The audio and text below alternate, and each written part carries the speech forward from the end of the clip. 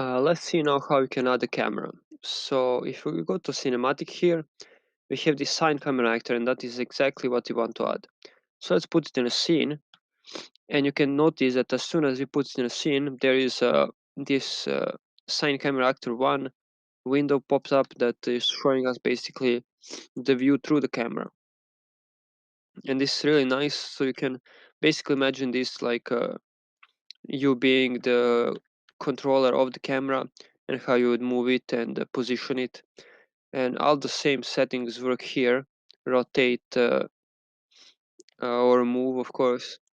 And you can also change this from global to local, so you can have this effect. When you rotate, your gizmo here for rotation also rotates. So if you're in the global, it will just always take the global coordinates, and it might be a bit hard to manipulate and do things how we want them. So this way I can easily roll the camera, pull it back, and work within the controls of this camera. So you can play around with this.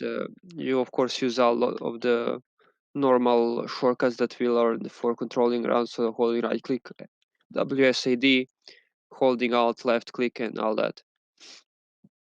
The next thing that we can check out is if you click here this down arrow to the perspective, we have this place cameras, and we click on that. We can see now that we're piloting the camera from its view. Basically, we can see pilot active, same sign camera actor 1, and this is great because it gives us a lot of control here. We can see exactly what is happening, what we will be seeing, and we can position it however we want. So let's say we are done with the camera. We can say we don't want to pilot them anymore, and now we don't see the camera, and that is because it was behind us. So this point here is where we are basically piloting the camera. And now if you look at the properties of the camera, we can see that there is a lot of things that we will cover in the later tutorials. So here there is a camera mesh, so this is just a representation of the camera. This mesh actually doesn't do anything, it just shows you how the camera is looking, so you have a visual idea in the scene what's happening. And above that you have these useful transform controls that, let's say you have your camera a bit rotated and you have a bit of problem putting it back. Maybe you are also in the global. If you're in the global, to like align it, it will be a bit difficult. What you can do is basically click here reset, and it will just reset the positions to 0, 0, 0.